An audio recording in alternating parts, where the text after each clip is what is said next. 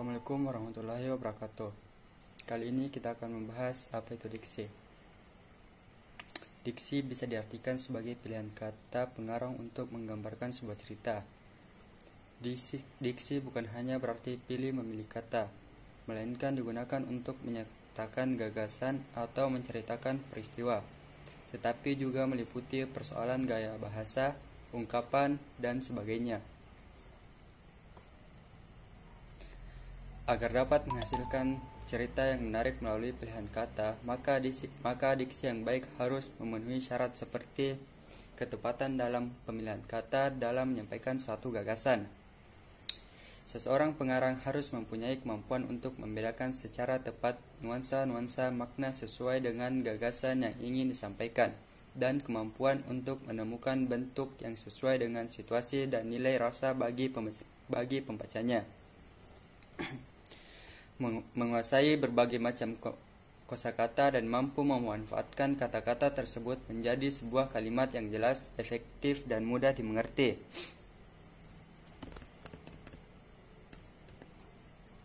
Syarat diksi. Ada dua persyaratan yang harus dipenuhi dalam memilih kata-kata, yaitu persyaratan ketetapan dan kesesuaian. Tepat artinya kata-kata yang dipilih itu harus tepat dan mengungkapkan dengan tepat apa yang ingin diungkapkan. Di samping itu, ungkapan itu juga harus dipahami pembaca dengan tepat, artinya tafsiran pembaca sama dengan tafsiran penulis. Untuk memenuhi persyaratan ketetapan dan kesesuaian dalam pemilihan kata perlu diperhatikan dua hal, yaitu kaidah kelompok kata atau frase dan kaidah makna kata. Contoh paragraf diksi.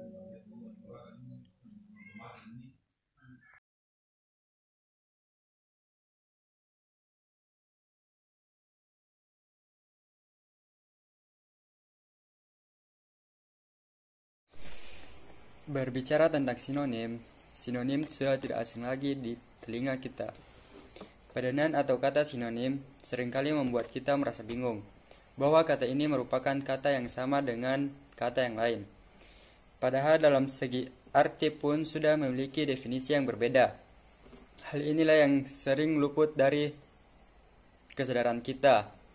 Jikalau lebih teliti dalam mengoreksi suatu kata maupun dalam satu kalimat, Anda akan banyak menemukan persamaan antara yang satu dan yang lain. Sehingga padanan seperti ini juga perlu dipelajari lebih lanjut. Sinonim adalah satu kata dengan bentuk yang berbeda, namun mempunyai arti atau makna yang mirip atau sama.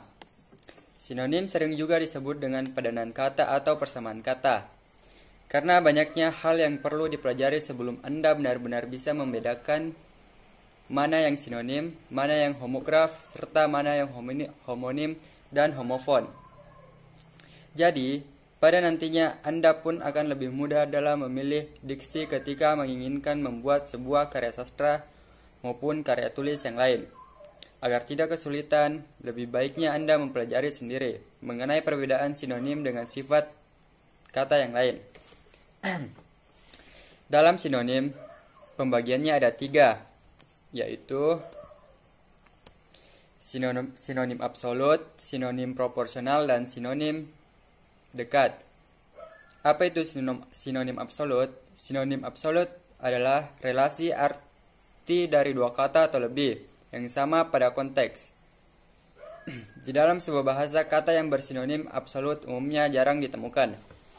Yang kedua, sinonim proporsional, yaitu relasi arti dari dua kata atau lebih yang bisa bersubstitusi dengan beberapa ekspresi tanpa menimbulkan perbedaan arti. Dalam sinonim proporsional ini, perbedaan ada pada tingkat yang makna ekspresif, stylistik, dan juga medan pembicaraan seperti suami dan laki, kamu dan Anda, buat dan bikin. Yang ketiga, sinonim dekat, relasi arti antara dua kata atau lebih yang sebagian kata memiliki arti sama seperti besar dan luar biasa, cantik dan ayu, buta dan rabun. Homonim adalah kata yang sama lafal dan ejaannya dengan kata yang lain, tetapi memiliki makna yang berbeda, karena berasal dari sumber yang berbeda pula. Homonim merupakan jenis-jenis kata yang mempunyai pelafalan dan tulisan yang sama, tetapi mempunyai makna yang berbeda.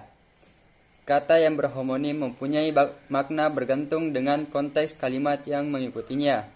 Oleh sebab itu, kita masih bisa belum memutuskan apakah itu makna dari sebuah kata yang berhomonim tanpa melihatnya ke dalam sebuah bentuk kalimat utuh. Pasti kita sering mendengar kata tahu. Di otak kita ada dua makna yang melintas di dalamnya, yang sehingga kita belum bisa memutuskan apakah makna mana yang tepat dari kata tersebut. Tapi jika kata tahu sudah dimasukkan ke dalam sebuah kalimat utuh seperti yang ada di bawah ini, maka kita bisa mengidentifikasi makna kata tahu tersebut. Secara etimologi, istilah homonim berasal dari bahasa Yunani, yakni homos, yang berarti sejenis,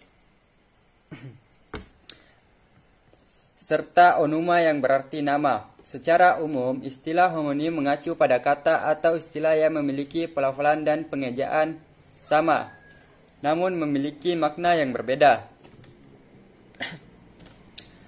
Homonim berbeda dengan polisemi. Polisemi merupakan kata yang dapat memiliki makna lebih dari satu. Biasanya makna yang terkandung adalah makna denotasi atau makna sesungguhnya dan makna konotasi atau perumpamaan.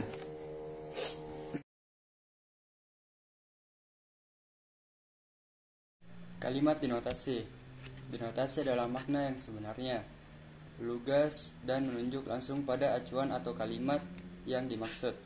Secara khusus, denotasi memiliki makna yang sesuai dengan hasil observasi dari penglihatan, pendengaran, perasaan, pengalaman, ataupun penciuman.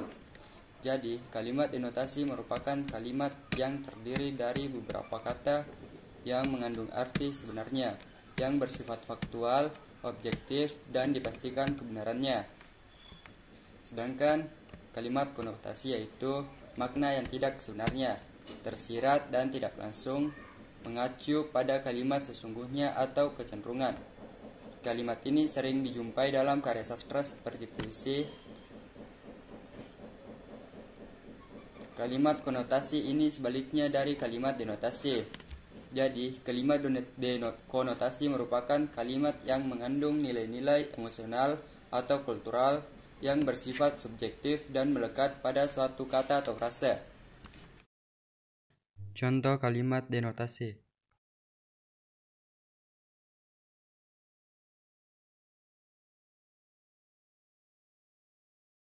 Contoh kalimat konotasi.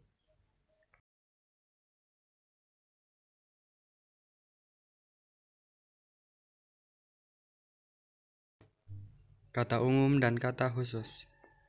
Kalimat umum dan kalimat khusus.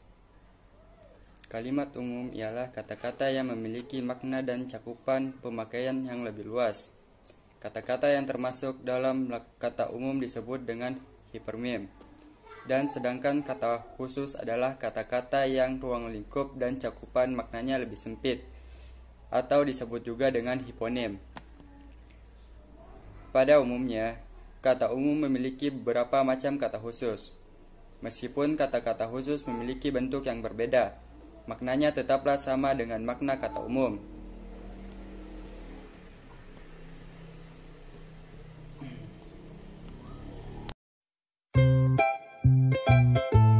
Penggunaan kata umum dan kata khusus.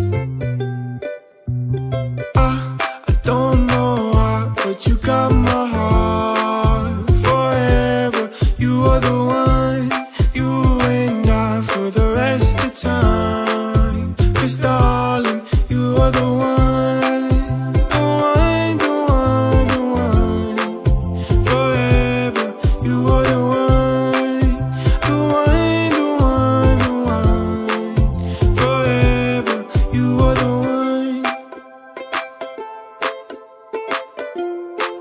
Sekian dan terima kasih. Take my hand, listen close.